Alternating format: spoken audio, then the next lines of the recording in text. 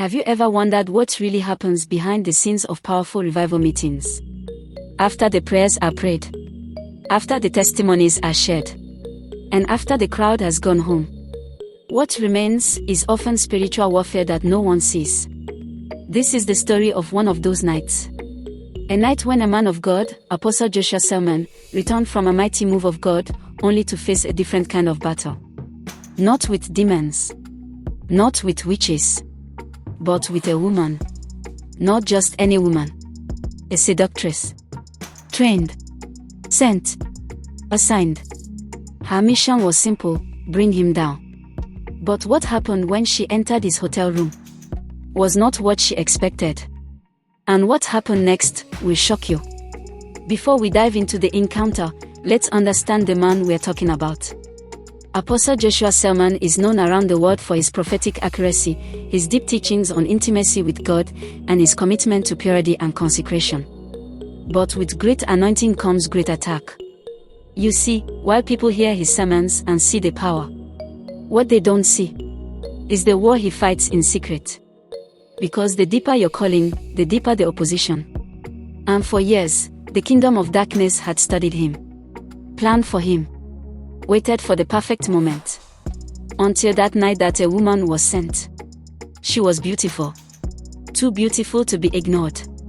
From a young age, she knew the power she carried. A glance could arrest a man. A smile could melt resistance. But her beauty wasn't just natural. It was spiritual. She had been initiated at 17. Lured into a secret cult that specialized in one thing: bringing down men of God. She didn't need to use charms. She was the charm. By 27, she had already brought 3 ministers to shame.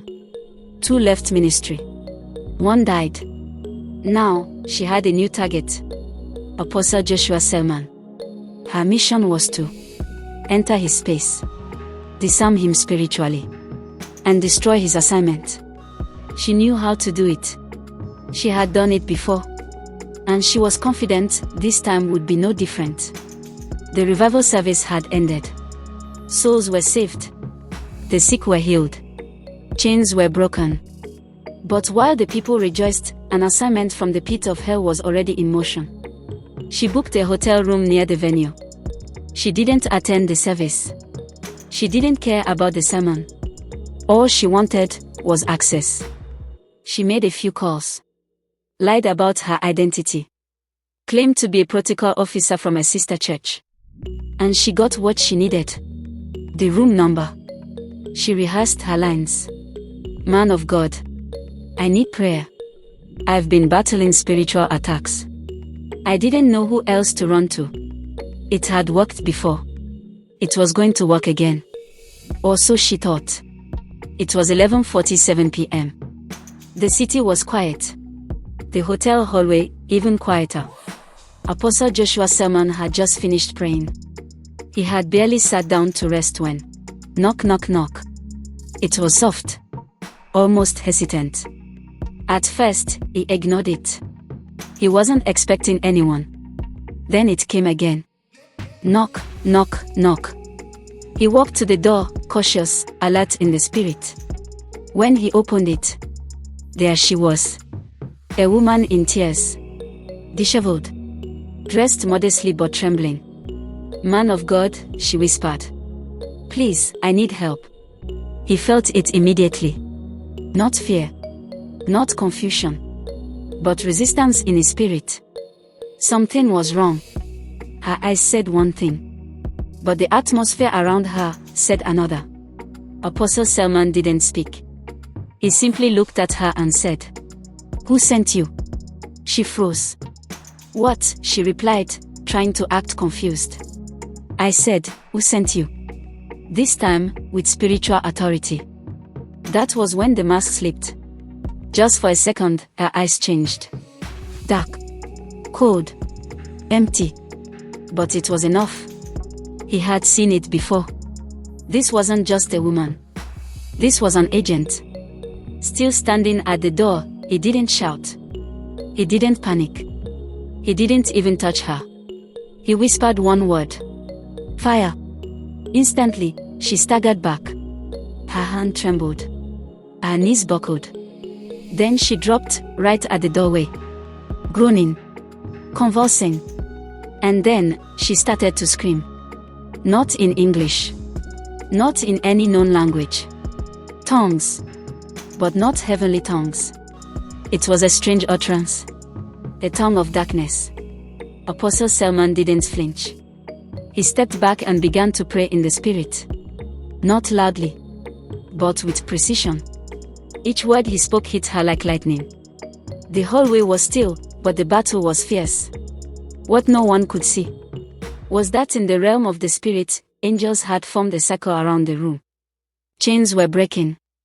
The demons that had followed her, the spirits that assigned her, were being forced to confess. She started crying. Real tears. Her voice changed. She began shouting. I didn't want to come. They forced me. I was sent to ruin you. She screamed the names of those who had sent her. Men. Pastors. Politicians. She wasn't acting anymore. She was breaking. Apostle Selman looked at her with compassion. God brought you here for deliverance, he said. She wept harder. She knelt right there, in front of his door. And for the first time in years, she begged God for mercy. He stretched out his hand and said, Father, deliver her. Let every altar she's tied to break now. There was a loud crack in the spirit. She screamed and collapsed. Then peace. She lay still, tears on her face, but free. The next morning, she was gone. Not in a bad way. She had been taken to a local pastor Apostle Selman trusted, to begin a journey of healing, restoration, and discipleship. He never mentioned her name. He never told anyone what happened that night. Not to shame her, but to protect the mercy that found her. She was once an agent of darkness. But now, she's a silent intercessor for the kingdom. This story is not just about a powerful man of God. It's about a God who saves both the preacher and the seductress.